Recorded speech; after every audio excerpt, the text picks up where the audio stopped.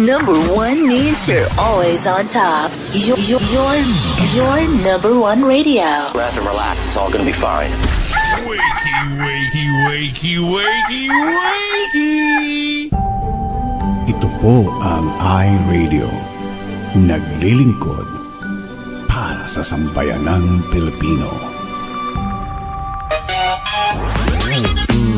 Sikat sa sukat, hari ng QC, hilig ng Pasig, tinututukan ng taga-Bikutan hanggang Alabang. Ito rin malamang, panay-panay, nakikinig ang Pasay.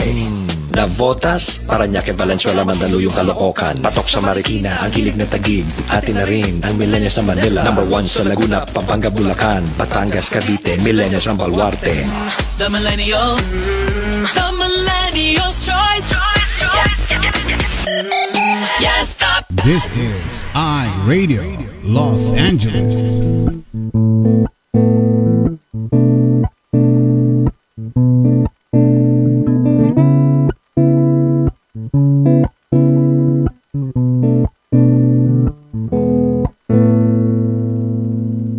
Ikaw ba ay mayroong mga problema?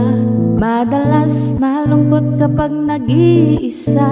May alam ba kung sa'yo ay magpapasaya? At siguradong lungkot may mapapawi nila. Salita ng Diyos binabahagi nila upang tayo ay mapalapit sa Kanya. Kaya naman halika na at manood na sa iRadio at tiyak ikaw ay liligaya.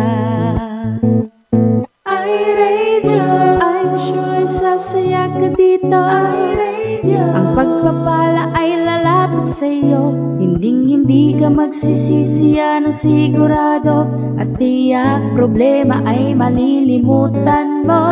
iRadio, I'm sure sasaya ka dito.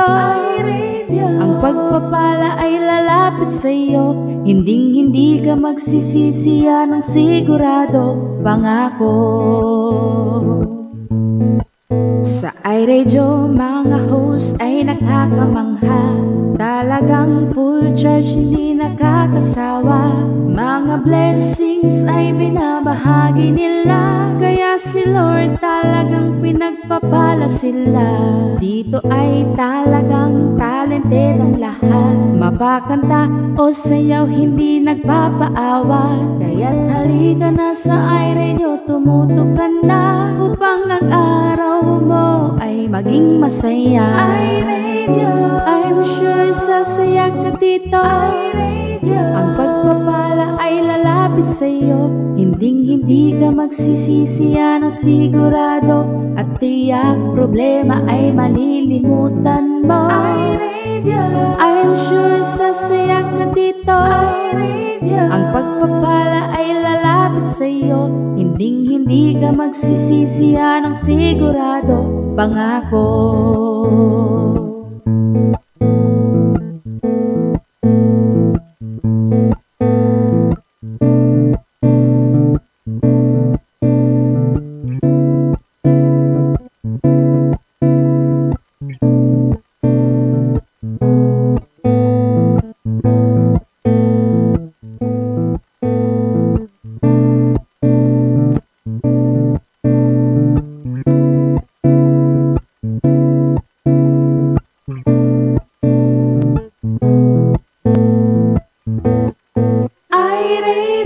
I'm sure sasaya ka dito. iRadio, ang pagpapala ay lalapit sa'yo.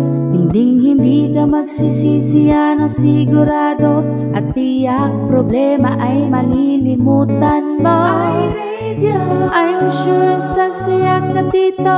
iRadio, ang pagpapala ay lalapit sa'yo. Hindi ka magsisisi, yan ang sigurado. Pangako. Hindi ka magsisisi, yan ang sigurado.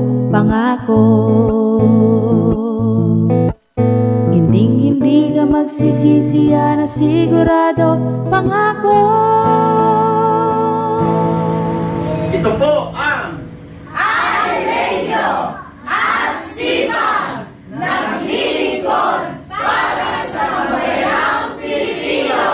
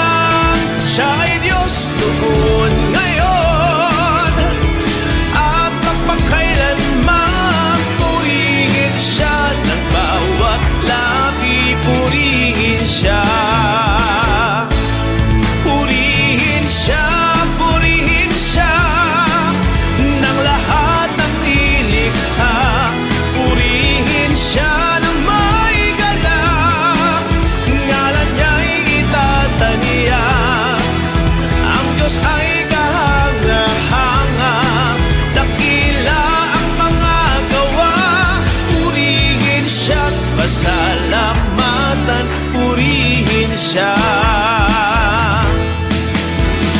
Ako'y magpupuri, ako ay sasamba sa dakilang ngalan ng Panginoon. Ang kanyang katuwiran, ang kanyang kabutihan, nagbibigay kasiyahan sa puso ko. Purihin siya ng lahat ng nilikha. Purihin siya ng may galang, ngalan niya'y itataniya. Ang Diyos ay kahanga-hanga, dakilang mga gawa. Purihin siya't pasalamatan, purihin siya. Ihahayag ang kadakilaan, pag-ibig niya'y walang hanggan. Siya ay batong ubulihan, ang matibay kong tanggulan.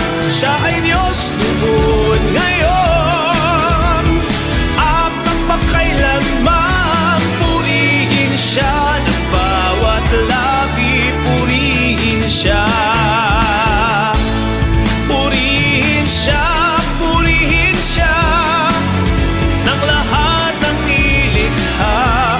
Purihin siya ng may galang, ngalan niya'y itataniya. Ang Diyos ay kahanga-hanga, dakilang mga gawa. Purihin siya't pasalamatan, purihin siya. Purihin siya't pasalamatan, purihin siya. Purihin siya't pasalamatan, purihin siya.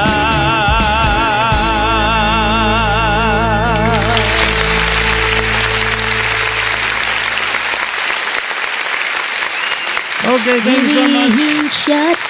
Pastor Francis Ryan Coronel po ng My Hiding Place TV. Purihin siya.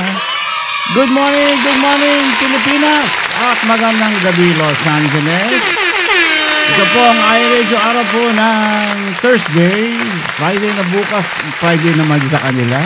Friday na doon. Weekend. Happy weekend po sa inyo. At siyempre itong araw na ito, makakasama natin Pastor Maridet Bermeo po ng Covinas for Christ. Ay, nag-alangan pa siya. Ay, nako. Lamig po ngayon. Sobra. Kagabi. Kasi umulan. Maghapon. Ay, kagabi pala. Lakas ng ulan kaninang umaga. Yung freeway ng 710 bumaha doon. Kaya nagka-traffic freeway. Nagkakabaha. Grabe. Ganito nakatindi ang panahon natin. Ano? Talagang palala ng palala. Nung araw, hindi naman ganito eh. At saka yung pag mainit, sobrang init. Pag lamig naman, ang tindi. Kaya, anyway. Hanggang 9 o'clock po tayo tonight. Which is, 1 o'clock naman dyan sa inyo. Diba? By March, magbabago na pong oras natin. March ba? Yes. Babalik na po tayo sa 10 o'clock dyan sa inyo. Yun. Ay, tama ba? 10. Yan. So, hindi na katulad ng dati na so, ano bang mangyayari? 4 na oras ang ating... maaga na naman tayo magigising. Yan ang mas gusto ko. Mas maaga. Ayaw me. At hindi na daw po mauulit na mag-daylight saving time ang California. The only state, California lang po ang gumagawa ng daylight saving time. Ang other states po, yung sa East Coast, wala na. Hindi na nila ginagawa yan. Dito lang, ewan ko ba? Ang gugulo nila. Pareho din naman yun, gigising ka rin ng ganun ding oras.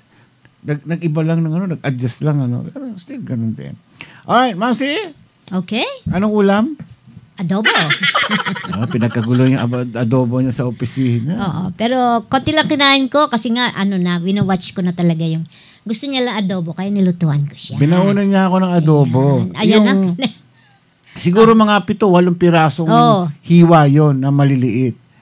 Itong mga kasamahan ko sa trabaho, siyempre, mga tepots, tsaka iba-ibang lahi. Sabi niya, what's that? Oh, is that adobo? It smells good. Sabi ko, yeah, okay. So, tikman mo, sabi ko, di sundot siya ng isang ganon. Ang sarap, yung ingay niya, nagdatingan yung iba. Kukunti lang yun. Kukunti na nga lang. Walang natira sa ako. Isang slice lang na karne. At saka puro kanin na may sabaw. Yun na lang ang kinain ko. Kanin, konting-konti lang. Yung ano ba yun? Anong rice yun? Brown rice? Brown rice. Yun na lang ang kinain ko kanina. Kaya ngayon, nireplay niya ngayon yung ulam namin. Siyempre. Gusto nila yung ulo kasi nadali na ito yung, yung timpla, yung bang, ito parang hamonado yung sarap, yung lasa. Masarap naman ako magluto talaga na adobo. Salamat sa mix. Okay. Hindi talaga masarap magluto talaga. Kala nyo lang, ganyan-ganyan ako, ganyan talaga ako. Okay, dog. Wala lang akong magluto. Okay, wow. 3 magagandang dilag ang nag-unahan para makakuha ng first slot. First slot na ating listahan. Ayan. Antay-antay nyo lang. Okay, ang unang-una sa ating listahan ay ang taga Quezon. Kasi andito na ako. Inabangan ko. Siya ang unang pumasok. Tina Tabernilla. Ayan. At pangalawa, ang mga taga-sipag. Ang sipag talaga. Ayan. Sister Elaine Gonzalez. Mary Grace the Big Thing. Siyempre, ang ating ever-loving, sweet, masipag din na si Maridet Gamos. Siyempre, ang ating nagtitake notes lagi, Rachel Joy Bonete. Franklin Ramakila. Si Eka Andres Velasco na nahihilo. Sana'y okay ka na. Naglilihi ato. Hindi, puyat lang. Ang peg niyan. Lako. Okay, Papagyawatin yan. Excel Kinaguran Banataw. At naulit si Claig Maritas Ignacio Gabayno. Hello. Okay, Lala Carmina. Victoria Maribig Lamano. Madeline Agustin. Erica Cachuela.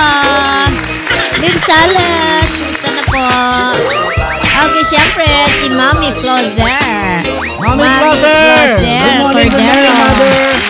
Miss you, mama. Chuk. Rose Ann Lopez Velasco. Jan Valenzuela. Okay. Dali lang Ay. Okay. Jan, si Dada Celino Hamorabo. Hello po. Ana G. Sawyer from Quezon.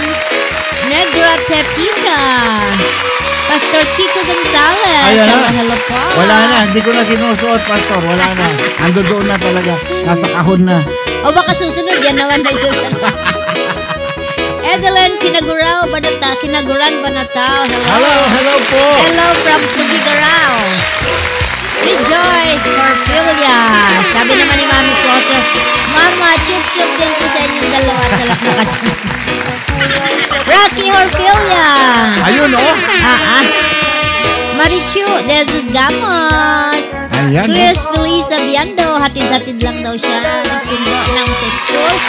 Siyempre si Andrew Alas Graves. Ayan. Hi sa inyo na. Hi po sa inyong lahat. Tingnan natin. Baka meron tayong yung aking adobo. Medyo matamis na nalalasahan mo yun yung hindi adobo pag hindi mo malalasahan ng konti yung suka. Konting suka. Meron siyang touch ng suka. Pero mas masarap sa akin kung meron yung Tabasco sauce. Sabi ni Pastora, Maribik, Ma'am, nice po ang suot nyo. Mainit po yan dyan. Yari ka. Grabe. Regalo to sa akin. Pwede yan. Kaya lang mainit to dyan. Bibigay na yan. Eto, gusto nyo? Bibigay na yan. Meron ako sa'yo, Pastora. Don't worry. Ayan. Be happy. Ayan. Tawa din siya. Alam ko, nagjo-joke lang siya. Hindi, seryoso. Ay, ganon? Grabe. Oo, seryoso grabe. yan. Oo. Okay, sige. Sige, mine pa more. Habang hindi pa nakakasara, hindi pa sarado, alam nyo na yun. Hanggang di pa napupuno. Okay, so, ganyan po. Pwebes dito. Bukas, I decided to work from home kasi baka uulan uli hanggang next malakas week na naman ang ulan bukas. Pero malamig kasi ang buong kabayan. Ano ba yan? Dito lang sa studio medyo, ayan may pampainit kami sa likod. Ayan. Ayan, may kumot pa ako. Ayan. Malamig. Thermal naku, blanket. ayan na si Rejoice. Jacket ni Pachi, mine na din. Ay, makapal to Makapal yan, mainit yan. Mainit. Ayan, may ano ito, may second ano ito. Ayan Mainit. Parang kumot. Ito rin meron Parang ganito. Parang ganito. Ako po habol ng vitamins ang dalaman sobrang liyan. Pagpapawisan ka pag sinuot mo. Nakakatulong na ako. Anong vitamins ba ni Mami Fisher? Yung vitamin C. Vitamin C ba yun? Yung tsaka yung ano ba ito yung Centrum, the best yun. Sabi ni Rejoice, kahit gaano kakapal yan. Happy birthday, Kurt ko. Happy birthday. Happy birthday. Happy birthday. Happy birthday. Ay, happy birthday daw. Yung Unico Ihos? Sino? Sino ba to? Kabati naman po happy birthday po. Sino? Si Nathan ba? Nathan, happy birthday, Kurt or Nathan? Si Nathan ba? Yeah, okay. Happy birthday, Nathan. Nathan, happy birthday. Kurt daw Kurt. Ayan. Okay. Anak ni Mary Grace si Kurt. Si Nathan kay Elaine yun. Hi, Kurt. Happy birthday, Kurt. Ayan. Happy birthday. Hindi ko matanda ng mukha ni Kurt. Nandun ba siya noon? Yes. Okay. Happy birthday, Kurt. Anak ni Mary Grace. Okay. Happy birthday. Ilang taon na si Kurt? Hello din kay... Ano ba itong mo? Palitan mo nga. Hello naman kay Brother Sammy. Magandang umaga po, Brother Sammy. Brother Sammy.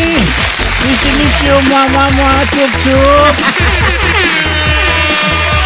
Sino ba? 13 years old. Mahiyain daw. Mahiyain daw siya. Binata na. Oo. 13 Paglapas ng... Mahiyain siya. Hindi nagmana sa nanay. Paglapas ng 10 ano yan. 10-ager na yan. NyQuil lang makakapagpatulog daw kay. NyQuil? Kay Harry Joyce. Mapagpalang umaga po sa lahat. Nandito si Kaambo sa bundok. Naghahanap ng agimat, pampatalas at pagpagaling ng memorya. Ginkgo kaluba ba ang tawag doon? Yun, yung ginamin mo. Nasa video din daw pala siya. Yung video. Sige, ituro nyo nga doon. Doon sa may sipag na hindi ko kasi kilala. Station ID. Yung mga nangungulit lang sa amin ang nakikilala ko. Katulad ni Nathan. Yung si anak ni Ann Grabes. Sino pa ba? Siyempre si Mary Grace. Si Elaine. Yes. Hindi, siyempre, thank you sa mga takasipag, siyempre. At siyempre sa lahat, no? Yan, lalo na pag nagpa-party tayo. Talagang miss na miss po namin kayo. Sobra. Merong kulang doon sa nakasabit. Nandyan na. Isasabit na rin yan. Yung galing kay Tina Tabernelia. Tatanggalin namin yung aircon para lang mailagay yun. Hindi, meron yung ginawa niya ng cross stitch, yung favorite na verse ni Papsi. Joshua 1-9. Kaya wala nang tatanggalin ko na lang yung aircon para mailagay ko lang doon yung kanyang Hello, Alice Iglesia. Kumusta na, sister? Yung siguro tanggalin ko yung picture na may crossword puzzle. Yun na lang ang tatanggalin ko. Walang niya pinicturan pa talaga. Sabi niya para may kulang dyan. Sabi niya. Hello si Rachel. Rachel Suzanne Cruz. Pagka napuno na ito, ililip. Kailangan magpalaki na tayo ng studio. Ay, nako. Ganun talaga. Dumadami ang pamilya. Susunod yan, lahat ng picture ng mga taga Antipolo, ng Taytay, Sipag, lahat nandiyan dyan. Mapupuno. Ay, nako. Masaya. Okay. Tuloy-tuloy po tayo. Meron tayong 22 minutes past 7 o'clock. Welcome po sa iRadio. Ay, nako. Malamig talaga. Yung kamay ko po ay kumukulubot sa sobrang lamig. Biro mo pati kandila namatay. Ayan o. Meron mo ba? Papainit ako. Kandila. Yung kandila namin o. Pandagdag init. Hindi kami makapag-heater. Baka mag-overheat kasi dito. Oo. Kaya sabi ko, ano na lang. Yung kandila na lang gagamitin namin. Okay. Sino itong naisulat ko? Kasi ano eh. Ayan. Okay. Rachel Suzanne Cruz. Kaambo, let me know kailan yung enrollment mo, ha? Hindi na nga daw. Ha? Ewan ko, mamaya mag-usap tayo. Hello kay Mel Cruz. Good morning. Good morning sa inyo lahat. Good morning. Good morning po.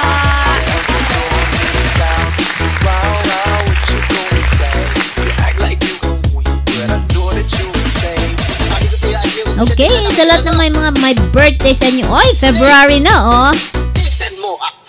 Okay. Yung mga... Malapit ng may mga birthday dyan. Yung mga... magpapadala po ng inyong mga liham. Mga love stories ninyo. Ayan. Sabi ni Brother Sammy, first and second day po palang ng class puro memorizing verses na ang buong aklat ng Old Testament. Uy. May binigay na ermitanyo na babasahin pampatalas ng memory. Basahin ko daw ang una, mabagal, tapos pabilis ng pabilis. Gusto niyo bang malaman kung ano? Ano ba? Ano na eh? Ano yung pastor? Ay, brother. Hello kay Rod FT. Hello, Rod. Maring Rod. Isa dyan. Ay, bagago pala ako ah. Ano eh? Ay, abay gago pala ako. Ano yan? Abay gago.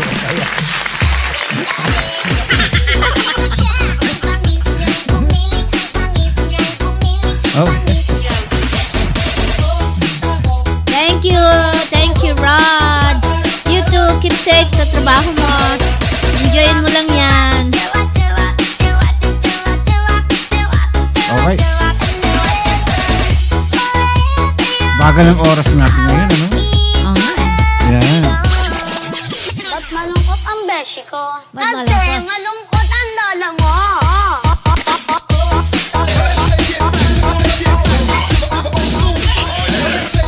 Naka-duty daw si Rod. Ay, shit. Work muna.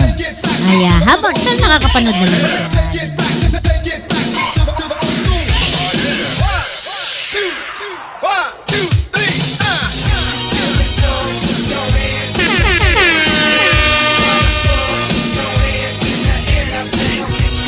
Nagjo-joke lang naman si Brother Sammy. Namiss niya magpatawa. Namimiss namin si Kaambo. Yan eh, kasali sa kanyang yung pagtuturo. Oo. Ay, masaya. Guys ka, naglalaba, day off. Ay. Gabi-gabi na lang ay nasa disco. At least may kasama siya. Kay Yugyog, sumasaya. Sa umaga, dispatchadora. Sa gabi, shy, bonggang-bongga. pagsapit ng dilim, nasa Coco Banana. Ay, ano pa akong kanta dito? Paulit-ulit daw niya binasa. Hindi niya nakuha.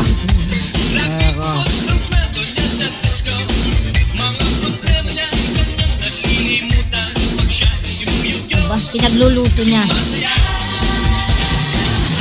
12 noon po, busy na iwan ko nakabukas. Okay lang.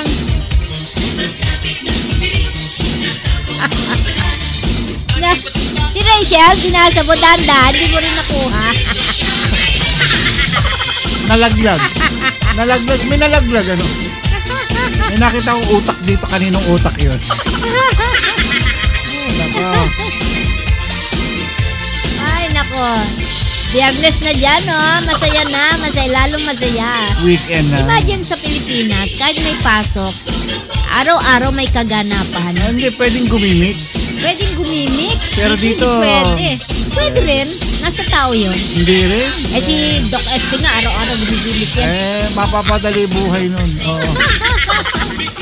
Kailangan din pahinga talaga. Lalo may edad na, dapat pahinga na. Pahinga. Unang abusuin ng katawan. Lalo yung puyat. Nako. Yung puyat natin. Bandang huli, maniningil yan. Hindi, pero yung mga may trabaho talaga ng gabi, wala tayong magagawa din. Parte ng ano nila yun. Pero inaalagaan naman nila mga sarili nila. Vitamins, may mga supplements kayo. At pag may chance na matulog. Nang maaga. Kailangan maka 8 oras. Hindi.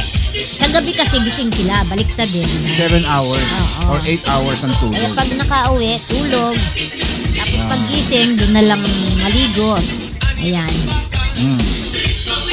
Si Eka siguro lumalalim na mga mata niya. Hindi naman daw. Kulang sa tulog. Nakakatulog. Kasi pagdating niya, tutulog na siya. Agad-agad. Kasi sanay naman siyang gising dati eh. Di ba sa gabi? Oh. Eh di lalo si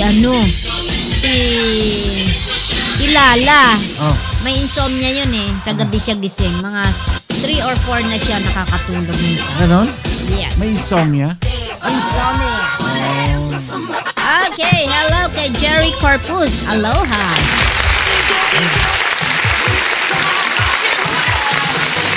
Ganda daw ng jacket mo. Unlimited para sana Pilipino! Ito po ang iRadio. Naglilingkod para sa sambayanang Pilipino. Ang oras po natin, 30 minuto. Makalipas ang ikapito ng gabi. Kami po, kayo pala. Kayo po ay live na, at kami pala. Kami po ay live na nagbo-broadcast. Ano ba nangyari? Dito sa lungsod ng Bell Tower, California, USA. Hey. Ayan. Ano na yan? Eto na. Pag-ibig ko sa'yo'y totoo. Siyempre, bunot-bunot ulit tayo. Kuha tayo uli ng pink. Di walang halong biro. Kaya sana'y paniwalaan mo. Ayan. Ang yung nasa Pinas ka pero pang US ang body clap. Yan, si Lala Carmina. Ano daw? Pang US ang body clap niya. Pero andun siya sa Pilipinas. Dapat nga nag-ano ka na lang eh. Nag-ano ka na lang. Gising sa gabi, tulog sa araw. Ano ba yun? Call center. Parang GRO yan. Ma'am Karim and Brother Ramon, Merry Christmas! Thank you for being with us. Thank you for all the blessings you give us. To everyone. You us. You're the instrument of God to all of us, okay? God always bless you and your family. Kulang pa ang pasasalamat sa lahat po na nagawa nyo. Si Jesus na po ang bahala. Amen. Lord. Bahalang magbalik lahat na nagawa nyo pong kabutihan. Thank you and Merry Christmas. Alona Velasco! Yay! Ambianami Eka. Hello, Alona. Thank you so much. Alam mo, pansin ko mas mabait pa yung biyanan kaysa sa ano. Grabe Sabi siya, Sa manugang. napaka-sweet naman. Thank you so much po. Alam mo na, yun napansin Maraming ko. salamat. Kaya nung huli ko nakita siya, parang iba na siya ngayon. Hindi katulad ng manugang. Ay, nako. Oo. Okay. Here's the thing. Ito, babasa muna tayo. I'm sure, bawat sa atin may kanya-kanyang stress sa buhay. Everyday yun. It's part of life. Pero, ibibit nating stress na yan sa mga salita ng Diyos. Cheerfulness 101 tayo. Proverbs 15:15. When a man is gloomy, everything seems to go wrong. When he is cheerful, everything seems right. Ito po ang iRadio. Ayan. Pumasok si Matthew. Ayan. Siyempre, gloomy. Don't expect na pag ikay nakasimangot, magiging maganda ang kalalabasan ng iyong maghapon. Siyempre, dapat pag naka-smile, ayan, nadadala mo ang iyong paligid. Siyempre, hindi magiging maganda ang buong araw pag inumpisahan natin na nakasimangot tayo, which is sometimes di rin natin maiwasan yun dahil sabi nila, you woke up at the wrong side of the bed, sabi nila. Pero, kaya po natin yun. Kaya natin yan na paggising natin sa umaga, una sa lahat, thank you Lord, pasalamat sa Diyos at tayo buhay pa. And then, salamat din tayo sa mga blessings na marami. And then, we ask guidance from the Lord for the whole day. At syempre, dapat lagi natin confess ang ating mga pagkakamali sa araw-araw. Aminin, lahat tayo nagkakasala everyday. Hindi lang natin alam yung iba pala ay kasalanan. Anyway, here's the book says about this Proverbs 15:15. Cheerfulness is a wonderful antidote to stress. O, diba? Kaya yung cheerfulness, kailangan maging masaya. Yan, panlaban yan sa mga stress sa buhay. And as believers who have been saved by a risen Christ, why shouldn't we be cheerful? Oo nga naman, di ba? Pag tinanggap na natin si Lord sa puso natin. But again, it's easy to say, sabi nga nila, pero hindi naman ganun kadali gawin. But we can do it with a powerful prayer. Pray lang tayo kay Lord, tanggalin mo yung feeling ko na ganito ngayon, ako masaya, malungkot ako, tapos hindi ko kayang umiti. Tulungan mo ako, Lord, pangitiin mo ako. Simple prayer, but very powerful.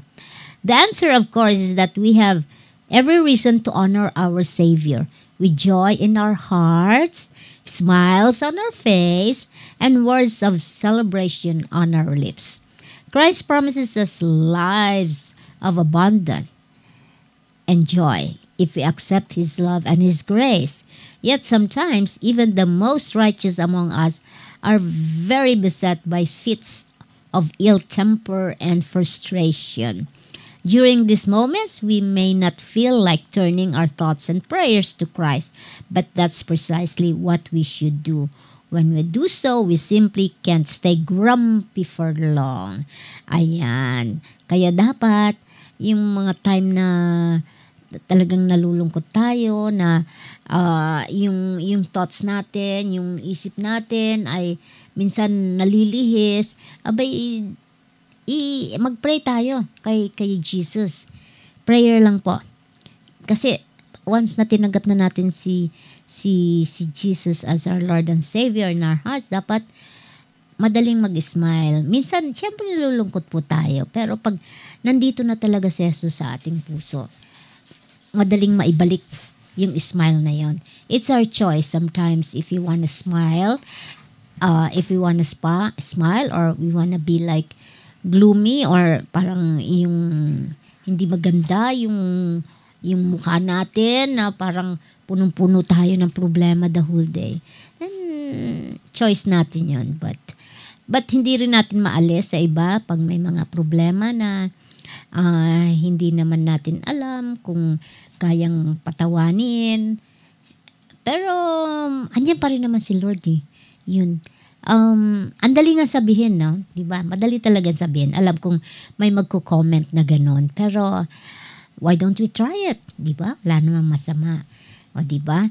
May mga kakilala ako dyan na talagang may mga problema sila. Pero, move on lang. Talagang umingiti sila, ganon. Wala, hindi nagwo-worry. Diba? Maganda yon. Magandang yon. Magandang attitude para, alam mo minsan, ganito po yun. Minsan, pag, napansin ko yon kahit sa amin, pag may mga, tayo, tawag doon, yung meron tayong gawain para sa Panginoon, minsan, brinablock ng kaawa yan eh. Gagawa siya ng paraan para magkaroon tayo ng problema, parang tayo ba, yung hindi natin maipagpatuloy yung mga dapat nating gawin. Trabaho ng kaawa yun. I-rebuke natin yun, mga kapatid. Rebuke natin yun. Tignan nyo, i-analyze nyo yun. Yung may mga gawain sa church. Ayan. Here are some great thoughts. Cheerfulness prepares a glorious mind for all the noblest acts of religion, love, and adoration, praise, and every union with our God. Sabi ni Saint Francis of Assisi, it is not fitting when one is in God's service to have a gloomy face or a chilling look. See? Yung katulad ng sinasabi ko kanina, pag ikaw ay may gawain sa Panginoon, hindi bagay yung nakabisangot or whatsoever. Bisangot. Kailangan masaya. Ayan. Sabi ni Murray Freeman, God is good and heaven is forever. And if those two facts don't cheer you up, nothing will. Yan. God is good and heaven is forever. Dapat nakakapagpaligaya na yan sa atin. Stress buster, do you need a little cheering up? If so, find somebody else who needs cheering up too. Then, do your best to brighten that person's day. When you do, you'll discover that cheering up other people is a wonderful way to cheer yourself up. O, yan. yung may alam kayong, pareho ng like yung nararamdaman nyo, i-cheer up nyo. Then, pag na-cheer up nyo yun, later on, ikaw naman ma-cheer up. Ayan. Kaya, laging smile lang tayo. Smile. Ayan. Ano mang nagagawa ng mga selfie, di ba? Selfie is smile, di ba? Yun. Madali lang naman yun. But when you frown, yung inyong mga muscles ay bababa ng ganun. I-try nyo mag-smile. Aangat yan. Aangat. At gaganda ang ating kutis. Ayan, nagpipiano na si Popshi para sa isang awitin. Laging nakakanta, ngunit napaka-powerful. Ayan na siya. Eto na siya. Diba? Pakinggan natin. Smile, though your heart is aching. Smile, even though it's breaking. When there are clouds in the sky, you get by. If you smile through your fear and sorrow, smile, and maybe tomorrow you'll see the sun come shining through for you. Light up your face with gladness, hide every trace of sadness. Although a tear may be ever so near, that's the time you must keep on trying. Smile, what's the use of crying? You find the climb is still worthwhile if you just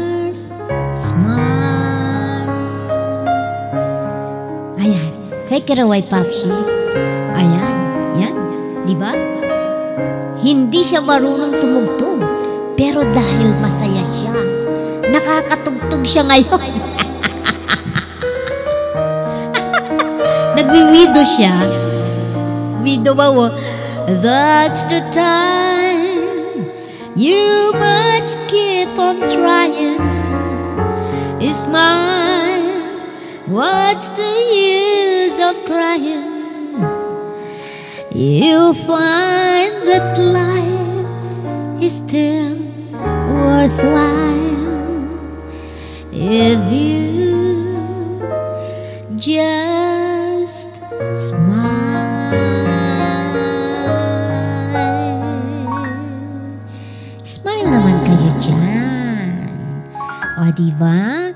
Good morning, Grace Narvato Almario. Simple lang kahit... Simple lang mga kapatid, kahit nautot, smile pa.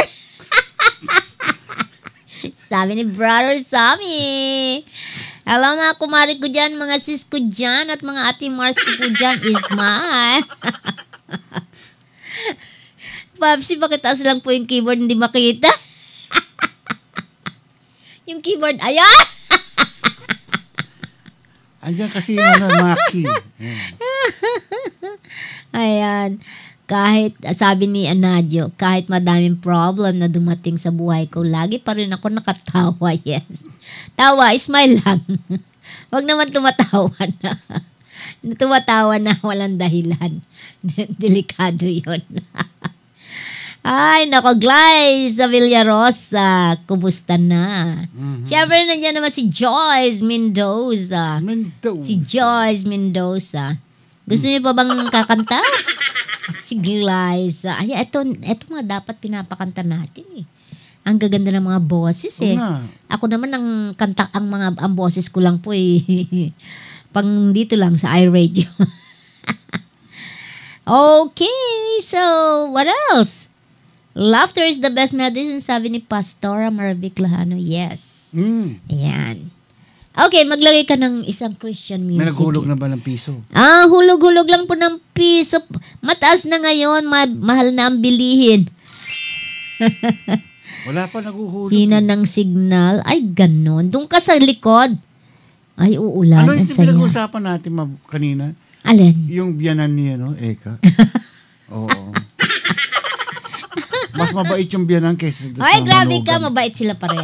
Hindi, mas mabait yung yung biyanan. Oh, yeah? Oo. Pansin ko. Layo. Sabi ni Pastora, saan po maghuhulog? Diyan, hulog mo lang dyan. Tapos, sabi ni Mary Grace, habang naglalakad, tumatawa ng walang dahilan. Yan. Tumatawang mag-isa. Maganda. Wag naman, baka naman may makakita sa inyo. Oh? Maganda yan. Tumatawang mag-isa. Sa isang bus, mayroong hindi nagbayad. Para malaman kung sino ang di nagbayad, sabi ng konduktor. Yung hindi nagbayad, umutot, sabi ng lalaking si Turling. Abay, nagbayad na ako, ha? Huli siya! Siya umutot. Ala, niloko niya naman si Eka. Nahihilo yan, huwag kayong ganyan. Naglilihi po yan. Huwag kayong ganyan. Baka mabaog. Mabugok pala. Okay. Kantahan natin ng yung thanks with a grateful heart. Ayan. Kahit na eto lang ko sinasabi. Siyempre, it's easy to say. Pero, alam kong mahirap gawin. But still, wala imposible sa Panginoon. Diba sabi nga, all things are possible with God. Ayan. Kaya, kung tayo sabi nga diba, pag tayo nalulungkot, give thanks to our God pa rin. Kasi, at least, may feeling pa ako. Diba? Ibig sabihin, yung kalungkutan may kapalit yun na kasiyahan. Diba? Okay. Napakinggan niyo. Walang lyrics. Nasira yung aking Nasira. Special request, Speedy Gonzales. Grabe ka, brother Sammy. Kahapon naman yung ano ba yung isang pinapakanta sa akin kahapon? Yung Taya Yellow Ribbon. Ayan. Always give thanks to our Lord. Yan. Every minute of our life. Hindi ako nagyayabang, but once we step out from the house, I always give thanks and ask guidance and I asking you protection. Ito. Give thanks with a grateful heart. Give thanks to the Holy One. Give thanks because He's given Jesus Christ, His Son. Give thanks with a grateful heart. Give thanks to the Holy One. Give thanks because He's given Jesus Christ, His Son. And now let the weak say, I am strong. Let the poor say, I am rich because of what the Lord has done.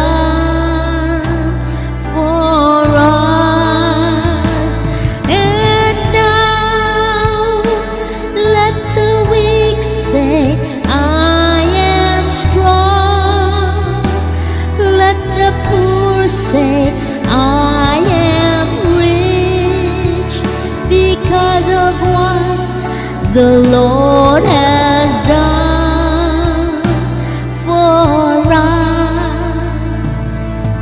Give thanks. Let's give thanks. Give thanks with a grateful heart. Give thanks to the Holy One. Give thanks because He's given Jesus Christ, His Son. And now let the weak say, I am strong. Let the poor say, of what the Lord has done for us. And now let the weak say, I am strong. Let the poor say, I am rich because of what the Lord has done.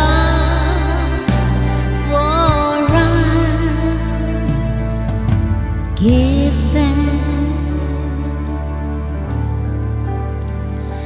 We give thanks. We give thanks. There is no reason why we should not give thanks to our Lord Jesus Christ. Diba? He died for us. So, sabi nga let the poor say, I am rich. Let the weak say, I am strong. Because God is already with us. O diba? Yun ang ating magiging, ang tawag doon, laging ilalagay sa puso natin na ang nagbibigay sa atin ng kalakasan ay ang Panginoong Jesus. Ang nagbibigay sa atin ng yung ang tawag doon, yung hindi nga tayo mayaman, pero we are rich because Jesus is with us. Ayun, tingnan natin, di ba? Sabi, ang hirap-hirap ng buhay, di ba? Lagi maraming nagsasabi ng, but look at us, di ba? Andito pa rin tayo, nakakakain pa rin. Lalo dyan sa Pinas, 3 times a day. O, diba? 5 times kasama pa merienda in between lunch at in between dinner. Diba? O, 5 times a day. Ang sarap naman. O, diba? Kaya, there is no reason why we should not give thanks. And there is no reason why our face is always gloomy. Dapat naka-smile. Let's always look at the brighter side of our life. Sa ngayon, maaring sad tayo. But later on, ano ba ang kapalit, diba? Kasiyahan. Ayun. So, simpleng ano po, yun po ay galing lang sa akin. Simple lang. Bawat isa sa atin ay dumaan na sa mga ganitong sitwasyon sa buhay. Yun. So, may kanya-kanya lang po. Kanya-kanyang level. Ayan. 6 pa daw, sabi ni Brother Sammy, midnight snack. Oo nga naman, di ba? Yung dyan, no, grabe, no? Ang saya dyan, no? May midnight snack. Dito wala midnight snack. Tuloy-tuloy ito. Importante tulog dito. Hindi, pero nung umuwi naman tayo doon, talagang, iba yung gising ng hanggang anong oras. Ayan. Hindi na natin kaya. Pero sa kaya ko pa rin. Okay, sabi ni Mary Juliet. Hello, Mary Juliet Rodelas. Still in church, second day ng pa-construction namin kasama ang anak ko at papa. Magpa-helper muna para sa aming church anniversary. Ayan. Okay, sana nga maayos yan, Juliet. Ayan, we pray na. Ayan. Diba? Sabi, ang Diyos ay pag-ibig. Ito na naman tayo.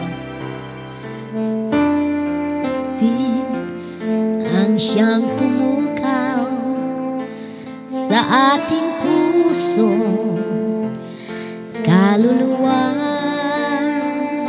at siyang nagdulot sa ating buhay, liwanag sa dilim at pag-asa, pag-ibig ang siyang buklod natin, di mapapawi kailan pa man. Sa puso't diwa tayo'y isa lamang, kahit na tayo'y magkawalay, pagkat ang Diyos natin, Diyos ng pag-ibig, magmahalan tayo, magtulungan, at kung tayo'y bigo, ay huwag limutin na may Diyos tayo nagmamahal. Sikapin sa ating pagtungo, ipamalita sa buong mundo, pag-ibig ng Diyos na siyang sumakop sa bawat pusong luhaw sa pagsuyo, pagkat ang Diyos natin, Diyos ng pag-ibig, magmahalan tayo, magtulungan, at kung tayo'y bigo, ay huwag limutin na may Diyos tayo nagmamahal, pagkat ang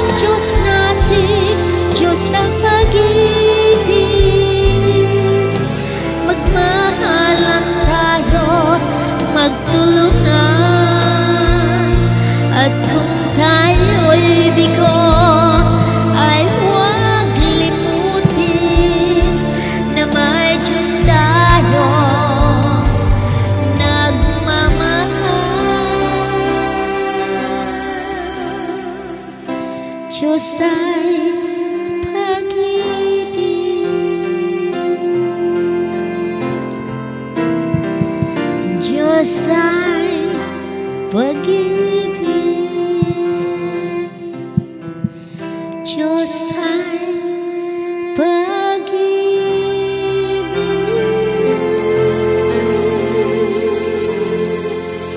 God is love. Ayan. Kaya, okay lang, sige lang. Laban lang. Sabi nga sa Channel 5, laban lang, laban lang. O suko, wag susuko. Okay, Jocelyn Spena. Hello, good morning po. Good morning. And as Morales and Morales Grabes. Okay, magandang umaga po muli sa inyong lahat. Nandito po kami ngayon sa iRadio. Lahat tayo pala. Ayan. And Morales. Hello, Pastora. O, di ba malamig talaga? Oo. Naka-sweater tayo lahat. Oo. Malamig nga. Malamig nga. Oo. Kumusta na? Eto, giniginaw. Oo nga eh. Habang kumakanta ka nga ng pag-ibig. Oh, anong ginagawa mo? Wala. Nagla-log in sa Zoom. Ito, sandali. Aray, ang pa ako naipit. Okay, bakit? yan. Naka-ano ka? Indian seat ka? Ano mo naman yan? Ay, hindi ko na kaya yan. Hindi na Pasko yung background ko. Oo, nalusog. Iba na, no? Iba na. Natunaw na. Taas natin. May nakikita kang puti sa likod. Si Santa Claus yan eh. Tinakpan ni brother siya. Kasi kung may tao dito, nakakatakot. Kumusta na ang ready na ba kayo mag-MC sa Sabado? Oo nga eh. Huh? Anong MC? Eto, makakalimutin talaga to. Hindi ko alam sa amin kung sino mas matanda sa amin dalawa eh. Anong meron? Birthday ni Mami Zenny. Ano ka ba naman, sweetie? Ba? Oh, sinabayan pa siya ni Sister Rachel nung linggo. Wala ko. Hindi ko alam. Ay, naku, ewan ko sa imo. Wala, hindi ko alam. Anong? Alas 4. Oo. Gumanon ka pa eh. Itong Sabado? Hindi. Next year. Yes po, this Saturday na po. Birthday nga kahapon ni Mami Zenny. Oo nga, hindi nga ako nakarating. Naipit ako sa traffic. Meron ba silang ano doon? Reno Valley. Hindi kasi nga actual birthday ni Mami. Oo, alam ko nag-aya siya pero hindi naman talaga po pwede. Pansit lang naman. Ay, ganon. Hindi nga ako nakarating. Kaya sa Saturday. Ilang taon na siya? 80, milestone niya yon, kaya kailangan nandun tayo. 80? Sana umabot ako ng ganyan. Ay, abot. Abot ka niyan. Sabi ko kay Lord, kahit 80 man lang, okay na ako. Huwag ka makipag-compromise. Bibigyan ka pa ng mas mahaba. Yes. Pagka lagpas pa doon, thank you. Mas maraming thank you. Pag may mission ka pa sa buhay, tatagal at tatagal ka. Paano kung wala na? Sabi ni Lord, tama na, pahinga ka na. Hindi, marami ka pang mission. May ka pang gagawin. Matagal pa. Di ba? May kasabihan, di ba, Pastora? Yes. Ano? Tawa siya. So, comment. Talaga. Pati ako na. Sabi ni brother, abot ka pa po, Kuya Ramon, ng 120. Huwag naman. Amoy lupa na nun. Blood pressure yun, blood pressure. Amoy lupa na nun. 120. Ako, lumilipad na mga kotse nun. Hindi na, wala na. Tinutupi na nga ang kotse nun, binubulsa. Linalabas lang parang Transformers, diba? Yeah. Hi, Nako. I am so happy to see you both. Thank you. Same here, Pastora. TY.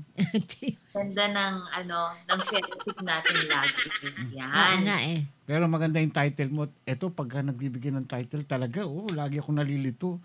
Sabi niya, ginandahan ko na ang bigay sa'yo eh. Wala akong, dapat play pala yung word na title bago nun. Yun na nga. Lagi akong nalilito. Sabi niya, swak. Ano bang title niya? Tapos, swak na swak. Yan ang title. Tapos sabi niya, yes. Ano? Yung ba ang title? Swak na swak. Yes ba o swak na swak? Swak na swak. Yung swak na swak. Oo. Ano ba alam mo yung swak na swak? Swak na kabuhayan. Di ba ano yun? TV show sa Pilipinas. Parang basketball. Oh. Few years ago. Tungkol sa mga pangkabuhayan. Oh, swak. Anong title ni Pastora? Swak. Swak na swak. Swak na swak. May reason yan, may reason. Sige. Banatan na natin. Game na. Sige. Bati ka muna sa ating mga manonood. Oo. Ano nga ba kasi ang title natin, no? Our title is Swak na Swak. Yan. So, ano nga ba ibig sabihin ng swak na swak? Ikaw, Brother Ramon, pag sinabi sa yung swak na swak, anong naiisip mo? Sakto. Pasok na pasok. Sakto. Pasok sa banga. Saktong-sakto. Saktong-sakto. Parang yung soft, maliit. Sakto. Di ba nga kasi ngayon, meron na ngayon yung mini, mga pag bumili ka sa tindahan, mini na mga soda. Oo.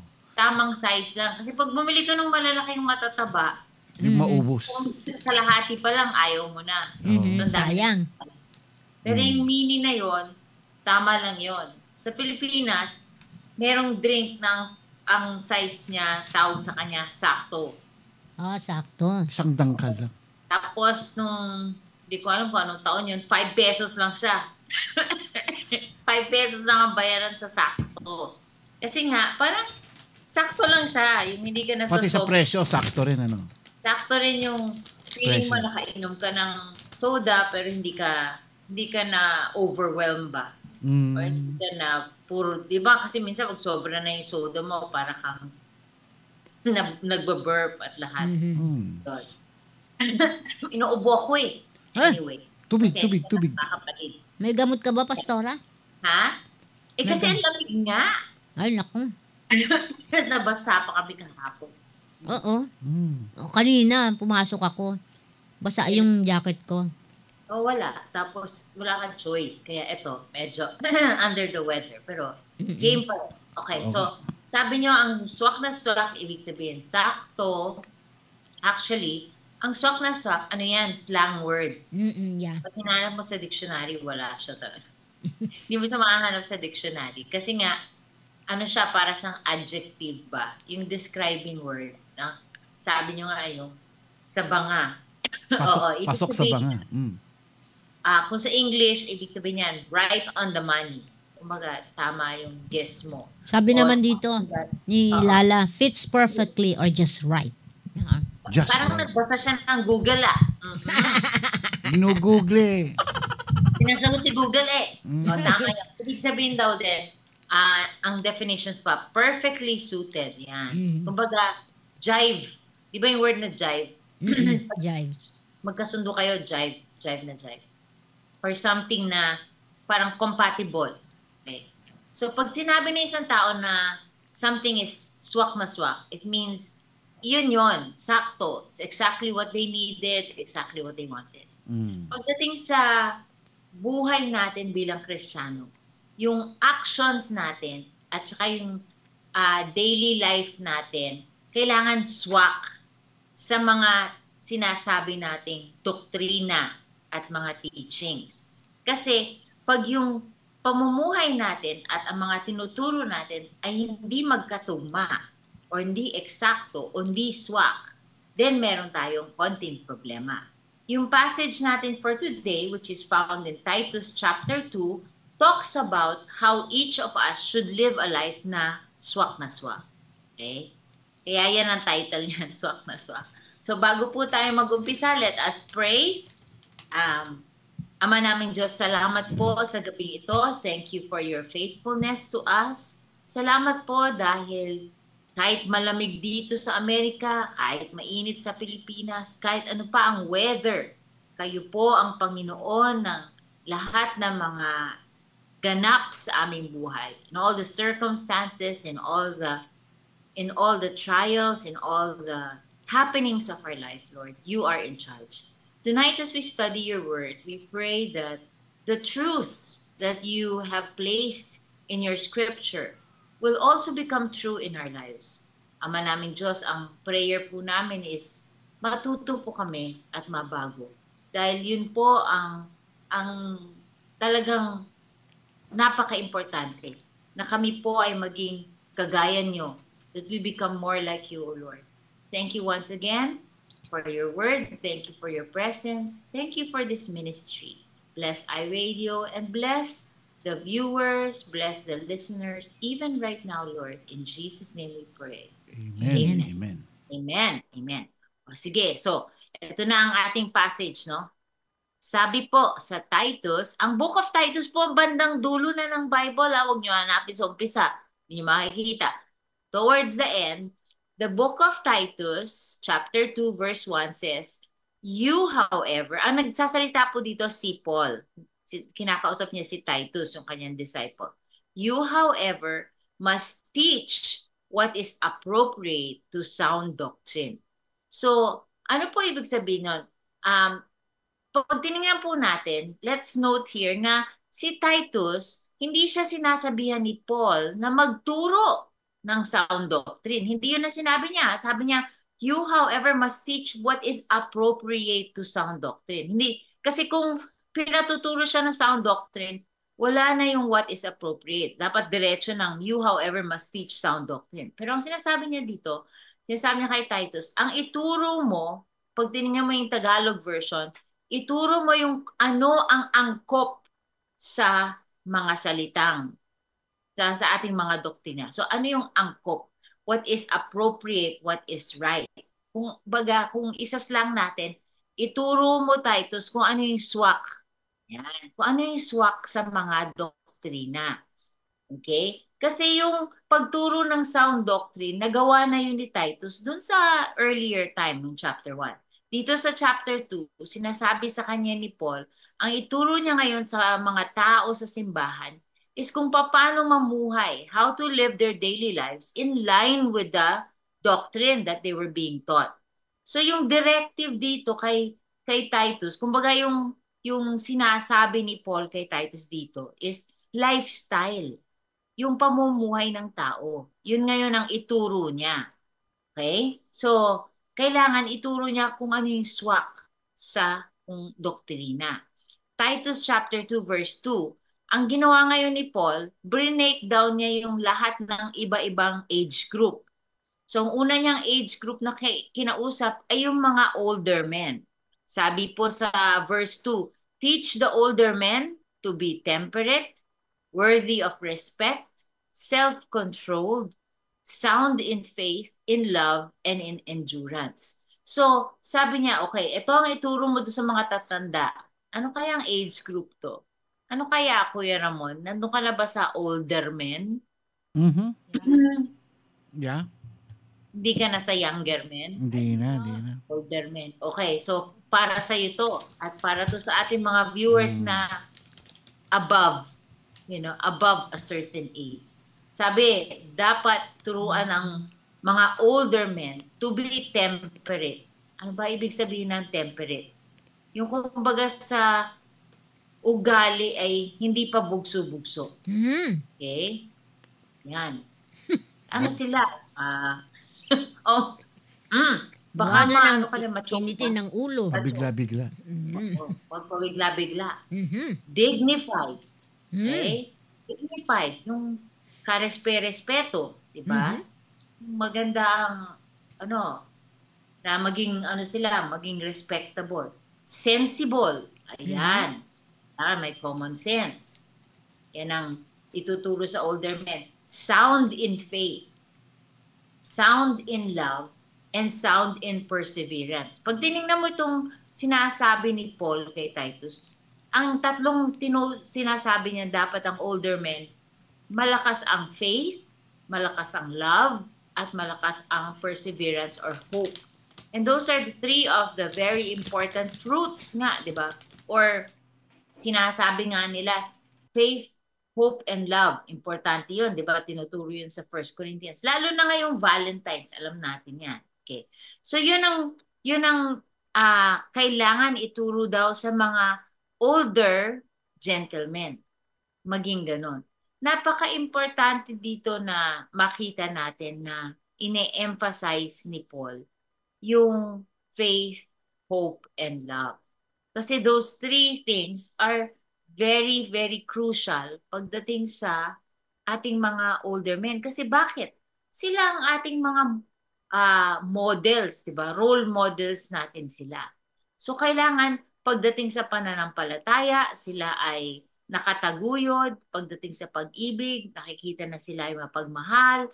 At pagdating sa hope o sa perseverance, dapat nakikita natin sa kanila sila yung matatag, hindi gumi-give up. Yan. Maganda po kasi yan eh. Ngayon, ang next group na kinausap, sabi ni Paul kay Titus, and this time, verse 3 and verse 4, to the older women. Kasali na ako doon. Aminado na ako. Older women na ako, ha? Ate Karim? Older women na rin ba tayo? The oldest. The older lang. Older lang. Okay. Older and wiser. Okay. Sabi, sa older women, verse 3 and 4, likewise, teach the older women to be reverent in the way they live, not to be slanderers or addicted to much wine, but to teach what is good. And to teach what is good, then they can urge the younger women. So ano ba ang expected sa older women? Una, reverent in their behavior. So kung ating mga older men, dignified, ang sa mga older women naman, reverent in their behavior. Ibig sabihin, pag tiningnan mo sila, yung kanilang pananalita, ang kanilang disposition is very holy. Yan. Yung maka-Diyos. Hindi maka-flesh. Ano maka-flesh? Hindi, yun na nga. Holy ang kanilang behavior and kanilang speech. Kasi tingnan mo yung second, not to be slander. So yung mga marites, yan. Pasensya na kung ang pangalan niyo po ay Marites. Si Marites Ignacio Gabay, no? Bawal daw ang maging Marites. Kasi nga naman, ang tendency talaga ng mga kababaihan. Hindi ko nga ba alam bakit tayo ganyan, no? Ang hilig natin sa mga kwento-kwento. So sabi, dapat turuan na, yun nga, yung swak na lifestyle, yung hindi maging chismosa, hindi maging slanderer. Ano yung slanderer? Yung mga naninira ng tao. Or nagmamaliit ng tao. Ganyan. Tapos ito, actually ito medyo nagtaka ako dito eh. Kung bakit sa older women linagay dito. Not enslaved to much wine. Aba, parang kami pa yung lasenggo. Hindi na ako uminom eh. Oo nga eh. Bakit kaya sa babae linagay yung no? Marami na tagay pa tayo dyan. Sa church ni Titus, maraming tumatagay-tagay na babae. May tagay-tagay dyan. Alam kung bakit kasi usually, di ba, sa culture, tsaka sa pag-iisip natin, ang usually may problema pagdating sa alcohol, yung mga lalaki, di ba? Pero siguro dito, bakit nga ba yung mga babae sinasabing enslaved to much wine? I think the whole concept is addiction ba? Or enslaved to something na hindi natin makontrol. Yan. So sinasabihan ng mga older women, wag ma-enslave. Wag magkaroon ng addiction. Kumbaga yung something na hindi nila nangingibabaw pa sa kanila. Alam mo, ang addiction, marami kasi yan. Hindi lang yan sa alcohol, di ba? Facebook. Addiction sa social media. Sa social media. Addiction sa shopping. Oh! Hello, Mga babae yan, ha? Babae yan, ha? Wala na nga eh. Namimiss ko na nga eh. Yung sa addiction sa lakaran, sa lakwatsahan. Oh. Hindi addiction yun. Addiction yun. Banding yun. Hindi ka kasi mahilig lumabas eh. Pinaganda pa, oh. Ganon din ang ibig sabihin. Hindi, kasi nga minsan, ang nangyayari po sa atin bilang mga kababaihan, no? Parang, yun nga, may mga behavior tayo or habits na hindi natin makontrol. Yung habit na yun na nagko-control sa atin. Hindi ko naman dito, ang in-example, siguro wine. Baka yung mga babae nung time na yun ang kanilang downfall, di ba? Addiction daw sa bingo. Yeah. May maraming mga bahay. Pero kung sabihin na lang natin, kung yung mga bagay na yon ay nangingibabaw sa time natin kay Lord, then it could be an addiction. Diba? Or kumbaga, nauuna yon kesa sa mga bagay na pamilya. Diba? Alam mo, minsan naisip ko nga yung mga teleserye natin, parang nanonood ka? Hindi ako nanonood ng teleserye, Pastor. Wala. Baka lang kasi may mga viewers tayo na hindi na, pero minsan talaga nakakaubos ng oras yun, di ba? Hindi ako nanonood nun. Wala nga ako alam na teleserye. Hindi ako. But actually, nung nawala nga ABS-CBN, maraming nawala ng bandage kasi nawala ng teleserye. Pero nandiyan pa rin yung YouTube, nandiyan pa yun sa YouTube, yeah. Oo, diba? So, kayo lang ang makakapagsabi kung saan talaga kayo addicted or kung ano kayo enslaved. Kasi iba sabi, wag naman enslaved kasi enslaved parang sobra naman yun. Medyo lang, addicted. Ganun din yun. Pareho lang yun. Addicted and enslaved. Pinaganda lang. Okay. Pero ito napaka-importante yung next one. Sabi, conduct for older women that they should encourage the young women. Kasi nakakalimutan natin, bilang older ladies, isa sa mga magandang makita sa atin is nagdi-disciple tayo ng mga mas bata sa atin. Okay? Kasi itong mga anak natin, ang ating mga young ladies, saan pa matututo yan kung hindi sa older ladies, di ba? Ngayon, kung hindi natin gagampanan yung role natin na turuan sila, gabayan sila, then sila ay magkakaroon ng confusion or magkakaroon sila ng problema. Paano nga ba natin sila tuturuan? You will find it in the same verse 4 to 5. Sabi, the older women should encourage the young women to love their husbands and children. Another thing is to be self-controlled and pure, to be busy at home, to be kind, and to be subject to their husbands. Yon ang mga ituturo daw natin sa young women. Ganon ang conduct na expected sa young women. Okay, isa-isayin natin love their husbands.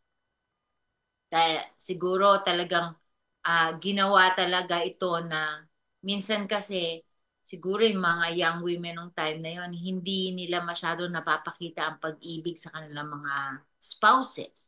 So, binigay na duty sa older women na teach the young women to love their husbands, to love their children, to be sensible, to be pure, to be busy at home, workers at home. Ewan ko ba, layas kaya itong mga young women na to? hindi gumagawa ng chores? Okay. Pero, or to be kind, yan. And to be subject to their own husband. Dito tayo magdudwell ng konti. Kasi itong sinasabi dito sa young women, teach the young women to be submissive. Yan ang sa ibang verses, submissive to their own husbands. Marami ngayon kasi mga kababaihan, pag sinabi mong submissive, na-offend sila. Na, ano ibig sabihin? Kailangan kahit anong sabihin ng asawa ko, gagawin ko. Yung ba ibig sabihin na submissive? Actually, hindi po yun ang submission to our husbands or submission to your husband is parallel to your submission to the Lord. Okay? Kasi iba sila sabi, ibig sabihin ba kahit ano sabihin ng asawa ko, gagawin ko? Kung sabihin niya sa akin na kahit, di ba may sinasabi, na when I tell you to jump, you jump, and your question should be, how high? Ganyan. So, hindi naman yun ang ibig sabihin na kahit ano sabihin ng asawa natin, gagawin natin, di ba? Pero yung submission na pinag-uusapan dito is our submission to our husbands is a reflection of our submission or obedience to the Lord. Kasi yan ang sinasabi sa atin ng scripture Submit to your husbands. Okay, ito naman, at the same time, kasi ano yan dual na command. We submit to our husbands because our husbands are also submitting themselves to the Lord. Diba? So madali silang sundan kasi sila mismo dapat submissive sa Panginoon. Ngayon, I'm sure marami nagtatanong, paano kung yung husband ko hindi naman submissive sa Panginoon? Di ba dapat may right ako na hindi siya sundin? Kasi dinadala niya ako sa masama, di ba? Okay. Remember that your submission to your husband is a reflection of your submission to God. Okay. Hayaan mong si Lord ang magbago sa asawa mo, but make sure na you are doing your part, which is na you submit to your husband as you would submit to the Lord. Okay, I'm sure maraming tanong dyan mamaya. So, tayin ko na lang yung mga tanong. Next, group of people. So, young women. Ngayon naman to the young men. It says in Titus 2:6-8, similarly, encourage the young men to be self-controlled. In everything, set them an example by doing what is good. In your teaching, show integrity, seriousness, and soundness of speech that cannot be condemned. So, do sa mga young men, which is yung mga men younger than Brother Ramon, young men, ikaw yung comparison. Ang number one command sa kanila is to be self-controlled. Okay? Tapos, sinasabi din, in all things, show yourself to be a good example. Yan ang command sa young men natin. With purity in doctrine, dignified din, sound in speech, which is above reproach. So, yung hindi lang sa kanilang behavior, hindi lang dapat sila self-controlled, pati sa pananalita nila. Okay? Yung ating mga young men, dapat maganda ang kanilang pananalita. Okay, the final group na sinabihan dito ni Paul kay Titus, verse 9-10, it says, teach slaves to be subject to their masters in everything, to try to please them, not to talk back to them, not to steal from them, but to show that they can be fully trusted. So ang last group na kinausap ni Paul na turuan ni Titus is yung mga slaves. Ngayon, this day and age, wala na tayong mga slaves. I mean, meron, pero not in our culture. Sa Pilipinas, hindi rin slaves. Okay. Sabihin na lang natin na itong mga slaves is like employees. Ganyan. Mga servants, di ba? So, ano ba ang dapat maging conduct ng isang servant, ng isang employee? Okay. Sabi, urge the bond slaves or the servants to be subject in their own masters in everything. So, kumbaga, lakas ng ulan sa amin, naririnig nyo ba? Okay, kumbaga, sundan ng mga boss. Okay? Tapos pangalawa, to be well-pleasing, not argumentative. So, sinasabihin na yung mga employees, hindi sila dapat yung stubborn o kaya rebellious. Okay? At importante, not stealing, but showing all good faith. Kumbaga, trustworthy. Trustworthy dapat ang servants. Ngayon, dito tayo magtatapos. Bakit nga ba lahat ng mga grupo na to binigyan ng instruction ni Paul? Binigyan sila ng things to do, kumbaga, kung paano sila magbe-behave. Kung ano yung swak na ugali. There are 3 reasons why kailangan ganito ang pamumuhay natin. Okay? It's found all throughout these verses. Ang unang reason kung bakit dapat swak ang ating pamumuhay is that the word of God may not be dishonored.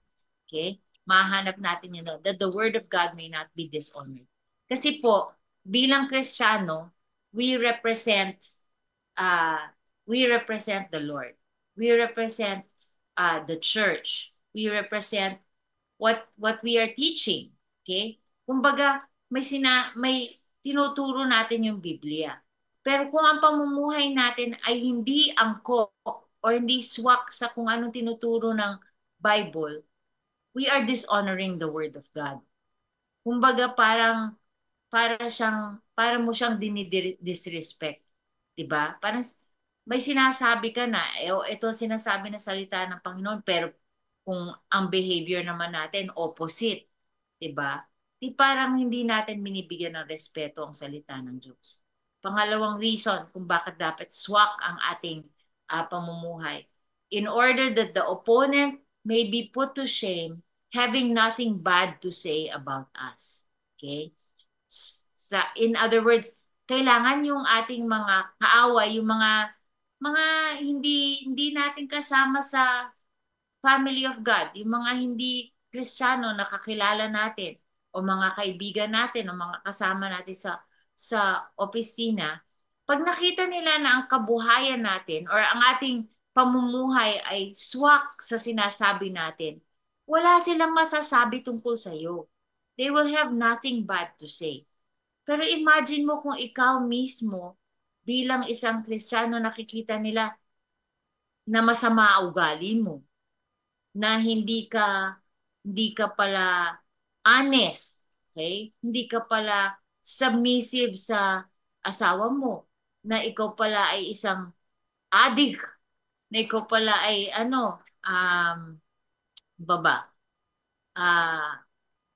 ikaw pala ay chismosa. Ikaw pala ay mga bagay na, kumbaga, pag nakita nila yon, syempre may masasabi sila tungkol sa iyo bilang Kristiyano at tungkol sa church. Yun na nga ang dyan yun na nga ang very hurtful dyan. Kasi hindi lamang ikaw ang nasisira sa mga taong ito. Pati ang simbahan nasisira. Pag nakikita nilang ang behavior natin ay hindi swak sa sinasabi ng Bible.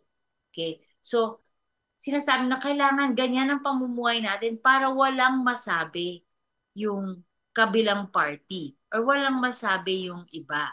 Kasi talaga naman nakakasira ng testimony. Pag, 'di ba? Pag nakita nilang hindi tayo tama sa ating pamumuhay. The third reason why it's important that our behavior is swak na swak is that they may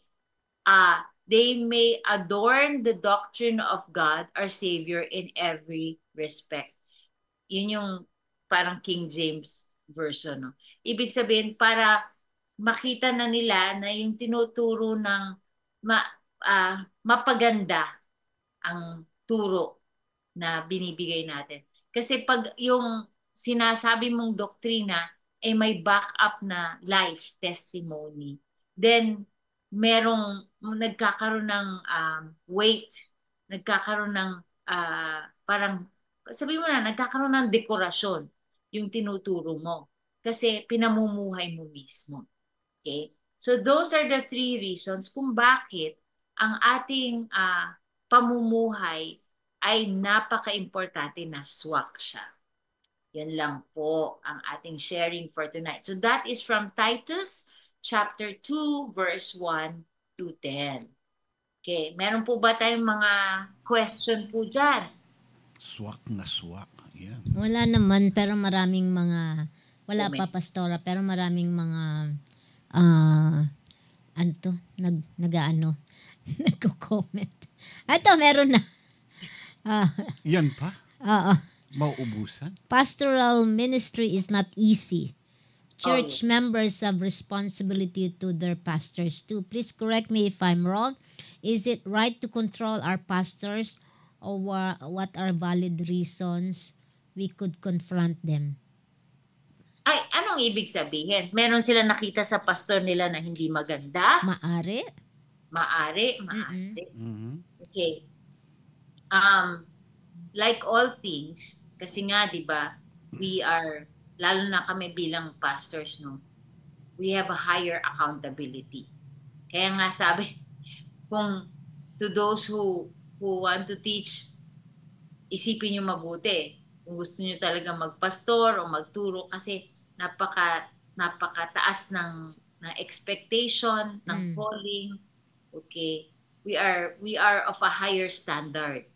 Okay? Kasi tinuturo mo yung salita ng Diyos. So, kailangan mo talaga yung ipamuhay. Ngayon, ating mga church members, pag may nakikita po tayo sa ating pastor na hindi maganda, okay, may steps po yan eh. Mm-hmm. One, pag-pray nyo po ng mabuti. Pag-pray nyo, una yung inyong pastor. Kasi tao lang po yan eh. Wala naman po.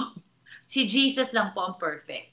Lahat mo ng tao, may pagkakamali, may pagkukulang, merong mga weaknesses, meron po silang mga bagay na inaayos pa sa kanilang buhay. Dahil kung perfect na po tayo, nasa langit na po tayo lahat.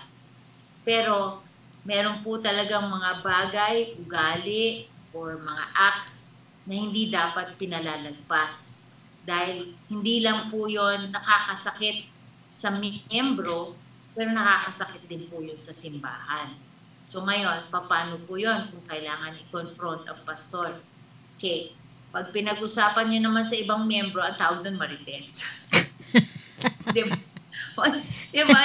Minsan ganyan yung ayaw i-confront yung pastor o kung sino man sa church. Pero nakikita nila or nahuli nila na may nagawang So pag-uusapan na lang muna, di masalong magulo. Okay? Yun nga yung tiniteach sa older women, di ba? Do not gossip. So I think it is important na pag-pray nyo kung sino dapat ang kausapin. Okay? Maybe a church board member muna. Di ba?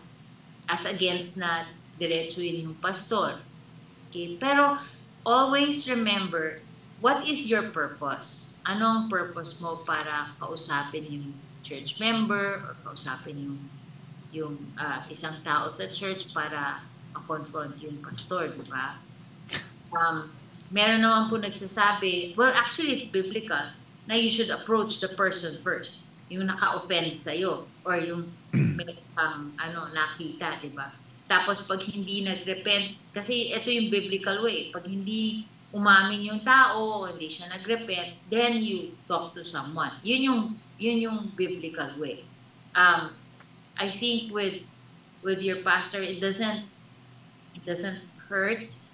Ako nasa depende rin sa maturity ng pastor. But it wouldn't hurt to actually pray, look for an opportunity, at kausapin niyo. Sabihin nyo, honest na, pastor, dito po ako medyo nasaktan po ako, medyo nakakastumble, ganyan, o ito po yung napansin ko. Ngayon, kung si pastor ay hindi siya open sa criticism or hindi siya open sa sa concern mo, then maybe it's time to ask someone else. Okay. Now, ang very important dyan is, ano ang purpose mo sa pag-confront sa pastor? Is it so that maging aware siya sa kanyang pagkakamali because you're thinking of the church as a whole? Okay.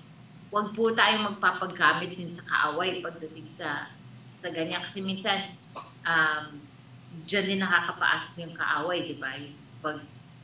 He wants to ruin relationships, wants to destroy the family. So, kailangan pag-pray po talaga natin kung ano yung way, ano yung dapat gawin.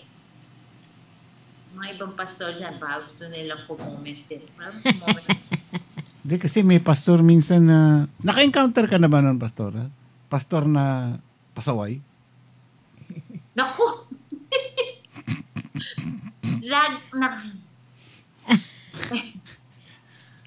Lahat naman at some point in their life, kahit ako rin po, dumaan sa pagiging pasaway. Lahat naman po ng tao, hindi lamang pastor, lahat po tayo may pasaway moments.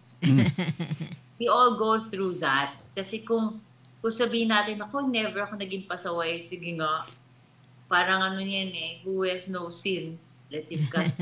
Lahat tayo may pasaway moments. Kaya wag mo tatanungin sa kung naka-encounter na ako. Hindi kasi, depende sa... Bawat araw. Depende kasi sa level Merong... Anong pasaway? Oo, merong... Ano ba ang definition ng pasaway? Kasi yan yung anong language ba yung pasaway? Yan din, yung street words na parang colloquial. Baga, yung ginagawa niyang mali, tuloy-tuloy, gano'n. Pasaway, kaya ayaw pa awat.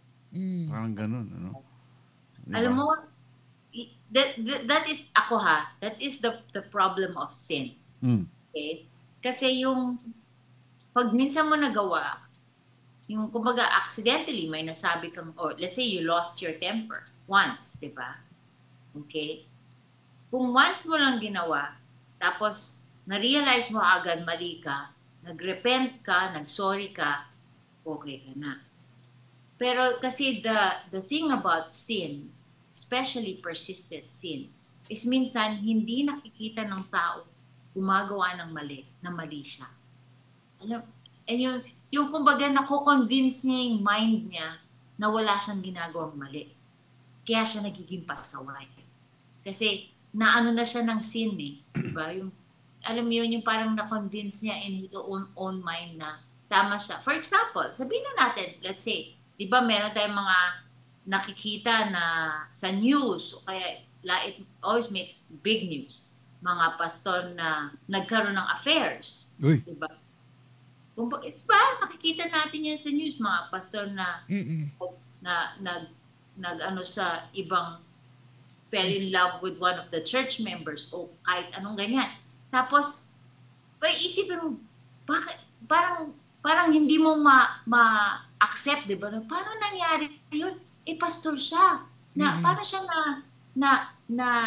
nabaon sa ganong kasalanan, di ba? Yung, may mga kwento nga, may mga pastor na nakikita na lang sila sa motel, ganyan. Paano sila umaabot sa ganon? Di ba? That's the deception of sin. Nag-uumpisa yan sa maliit, di ba? Siguro, nag-uumpisa, nagkakamustahan lang, tapos nag-text lang, tapos mamaya, yan na, nag-kape, mamaya dinner na, mamaya, hanggang sa, tapos before you know it, pasaway na siya talaga, nalunon na siya sa kasalanan niya. Hindi niya na, tapos, syempre, in your own mind, as a Christian, iniisip mo, paano siya umabot sa ganun? Umabot siya sa ganun kasi nalunon na siya sa kasalanan niya. Okay? In other words, hindi siya, along the way, wala sigurong naka-intercept or naka-comment or naka-intervene, di ba? Ganon din yung mga pastor na nagka-problema sa pera. Nag-uumpisa yan sa maliit, tapos mamaya, wala na, tuloy-tuloy na, pasaway na talaga. So, ba't pa ako umabot sa ganun? Iba-iba kasi, mayroong mga pastor na masyadong authoritative, masyadong control. Yung bang, parang diktador, parang dictator ng dating. So yung sa kanyang mga members, sa church, masyado niyang kinokontrol yung mga tao. Hindi niya nakikita yung sarili niyang mali. Hindi niya nakikita na ito na, sumosobra na pala ako. Kasi minsan sinisigawan niya yung mga church member niya o kaya yung mga assistant mga pastors din niya. May nakita kong pastor na ganyan na nawawala yung as a lead o senior pastor or as yung pinakamataas na senior pastor ba tawag doon? Kinakailangan ikaw yung titignan na leader ng lahat na siyempre kagaya na sabi mo kanina, kapag pastor ka o pare ka, ang hirap nung nung papel mo sa buhay. Ibang napaka-delicate. Konting mali nasisilip, 'di ba? So in a situation ng isang pastor, minsan totoo naman na meron talagang pastor na sumosobra na doon sa kanyang posisyon. Hindi yung bang lumalagpas na siya. Merong board o may congregation na dapat na magde-decide ng isang bagay. Yes, dapat meron check and balance. Oo. Di ba sa mga kumpanya meron check and balance? Correct. Yeah. Okay. Which is, yun nga, that's why maganda itong tinuturo ni Titus sa atin na sa Book of Titus kasi may conduct talaga that is expected of everyone. So pag medyo nakikita natin na hindi swak yung kanilang conduct, then gaya nung sa comment, kailangan ba i-confront yung pastor? Well, maybe ikaw ang pinadala na propeta para i-correct yung tao dahil hindi niya nakikita yung kasalanan niya, di ba? Like yung kay David and Bathsheba, di ba? Ang dami ng mali ni David dahil mali siya doon kay Bathsheba. Kaya pinadala yung prophet, di ba? Para sabihin si David. Doon lang niya na-realize. Okay?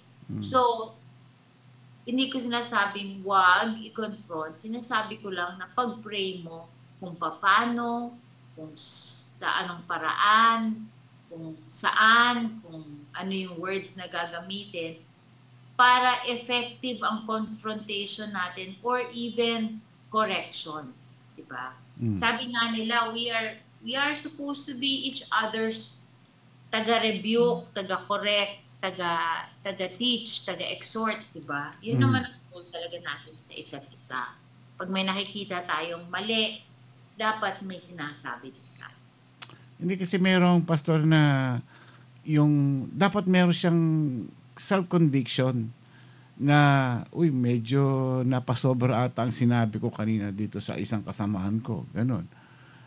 Dapat, gaya sabi mo, check and balance. Kinakailangan chine-check din niya yung sarili niya kung ano yung na-accomplish niya sa isang araw or ano yung maling nagawa niya sa isang araw na ito. And then, the pastor itself, himself or whoever, pagpe-pray din niya yung sarili niya na hihingi siya ng forgiveness sa Panginoon na kamali siya. Yung, hindi lang pastor, tayo rin na as a single person, na individual, pagka nakapagsalita tayo ng sa kapwa natin na hindi maganda, dapat chine-check din natin ang sarili natin. Mukhang nasaktan ko sa ganito. Mali ata yung nabanggit ko. Then, first thing to do is you apologize with that person. Then, second, you apologize to God. Diba? Dapat chine-check mo yung sarili mo And that way, meron kang, dapat swak ka lang. Huwag kang lalagpas doon sa limitasyon mo. Ang nangyayari kasi minsan, we're talking about, hindi lang sa pastor, kundi bawat isa sa atin na individual. Yes. Kinakailangan pastor yata. Doon lang tayo sa level ng ating ginagawa sa buhay. Huwag kang sobra, huwag kang lalabis. Hindi, yung sakto lang. Pagka sumobra ka, syempre, makakasakit ka na ng kapwa o anuman. Pag kulang naman, kailangan dagdagan mo. I mean, in a good way. Yung mga good things. Kaya nga, ito yung title natin ngayon, swak, sakto lang. Kumbaga, ayun, tamang-tama lang. Hindi yung lalabis, hindi yung kukulang. Okay. Any other questions, comments? Wala na. So ito not only for the pastors, sa mga leaders ng church, syempre individual, in general. In general, kasi ito si Paul, ang turo niya, to everyone, lahat nga tinamaan niya. Whether you're an older man, older woman, younger woman, pati mga slaves, employees, lahat. So, ang expectation na mamuhay na swak para sa lahat. Hindi naman para yan sa leaders ng church. Yes. Lahat po kasi tayo, sabi nga nila, you may be the only Jesus that people may see. Diba? Minsan, ikaw lang ang testimony na sa mga iba ng kung ano ang ibig sabihin ng maging Kristiyano, di ba? So ikaw lang ang living proof ng iba kasi ikaw ang nakikita nila araw-araw. So kaya dapat careful po tayo sa ating way of life. Okay? Dapat mag-match sa ating sinasabi. Yun lang. Okay. Balikan natin ito kanina, sinabi mo, isa na lang question ako, yung doon sa verse 3, sabi niya, likewise, teach the older women to be reverent in the way they live, not to be slanderers or addicted to much, hindi naman sa ito, or addicted to much wine, but to teach what is good. Ano yung ibig sabihin nung addicted to much wine? So, pagka marami, so when you say wine, nagiging madaldal ka na dahil hindi lang doon. Ganun ba yun? Hindi lang doon. Yung kumbaga alcohol talaga yan to be addicted to alcohol. So literally, alcohol ang tinutukoy ba rito? Paano naging babae manginginom? Nga, tinato kanina, bakit yung babae yung addicted, hindi lalaki? Pag sinabing manginginom, mas si lalaki ang mas 'di ba? Mas convicted Mas convicted ang lalaking pero I heard na merong babaeng talagang malakas uminom. Marami. Meron akong alam na kilalang ganyan na tao na kung lumalaklak talaga. Oo. Pero survey, mas maraming lalaking manginginom kaysa sa mga babae. Kasi yung babae nahihiya pang uminom sa public yan eh. So, siguro, sabihin na natin, ang dapat tanong ko dito si Brother Toots. Baka sa church history, makikita natin that this is one of yung problema talaga dun sa church nung time na yon. Kaya hindi mo pwede sabihin na, parang hindi natin maintindihan kasi wala sa kultura natin, di ba? Hindi natin masyadong nagiging, kumbaga hindi natin nakikita yan as a usual practice. Mas nakikita natin yan sa mga kalalakihan, di ba? Yung addiction to wine. Pero kaya sinabi ko, in general, sinasabi na we should not be addicted to anything other than the things of God. Okay? Kasi yan, parang yung wine is a representation of anything that is material or fleshly. Di ba? Yung mga lusts of the flesh yan yung alcohol. Pwede mo nga sabihin dyan, do not be enslaved to smoking. Do not be enslaved to, di ba? To pornography. Lahat yan pwede mo sabihin. Kasi lahat yan mga things of the flesh. So parang sinasabi kasi siguro merong problema yung church na to pagdating sa mga babae and sa wine. Okay? So, but in general, I think the principle na tinuturo dito is hindi tayo dapat napapa-enslave sa mga bagay at sa mga habits na hindi makajos. Yan. Yun. So, may sinasabi dito na everything is permissible but not beneficial. So, sa topic natin ngayon, swak, sakto lang. Kinakailangan huwag kang sosobra. So, pwede mong gawin anything, huwag lang sobra. Hindi yun ang ibig ko sabihin ang ibig ko sabihin na swak dapat. Yung, kasi yung definition natin ng swak malawak Yung sinabi mong swak na sakto, iniisip mo yan, as long as ginagawa mo ng tama, okay lang. Ang ibig ko sabihin na swak kasi is, dapat swak as in, kumbaga nagmamatch yung words mo at saka yung actions mo. Yun ang ibig sabihin na swak. Matching. Hindi yung level na pareho. Okay? Kailangan sakto dahil kung ano yung sinabi mo, dapat yun ang ipamuhay mo. Dapat eksakto. Meaning, twins sila, yung pareho sila. Pag yan ang sinabi mo, yan ang dapat buhay mo. Doon nagiging swak. Yun ang ibig sabihin ng swak. Okay? Pero hindi yung sinasabi mo na everything is permissible but not beneficial. Hindi ibig sabihin na may mga practices na pwede natin gawin kasi permitted siya as long as hindi ka lumalampas. Ang question talaga is, dapat mo bang gawin in the first place? Yun Oo. Like, for example, sabihin sa akin, balik tayo sa wine kasi doon naman tayo nanggaling. Sabihin sa akin, di naman ako nalasing isang glass lang ininom ko. Diba, okay lang yon. Permissible naman Diba? Sakto lang naman, di naman ako nalasing, di naman ako nag-lose control sa sarili ko. Kaya ang question ko is, kailangan ba in the first place? Okay? Although it's permitted, is it really beneficial to you? Ano bang nagiging purpose nun? Ano bang kinabuti nun? Kasi meron nga ako napakinggan na preaching kanina in the same line. Sabi niya, when it comes to alcohol, what does it benefit you really to drink wine? Okay, some will say, may medicinal purpose. Okay, pero really, let's say in a party, why do people really drink? Why can't you drink iced tea? Why can't you drink water? Why do you have to? Why? Yun ang tanong ko eh. Kailangan ba? Ngayon, kung masasagot mo ako na kailangan, okay, kailangan pala eh. Pero pag hindi mo ako masagot na kailangan siya, din ang tanong ko is, bakit pa? Di naman pala kailangan. Ba?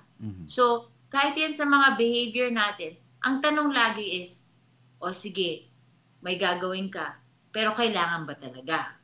Ngayon, kung kailangan, then go. Pero kung hindi kailangan, then why? Diba? Yun na lang ang maging, mo rin.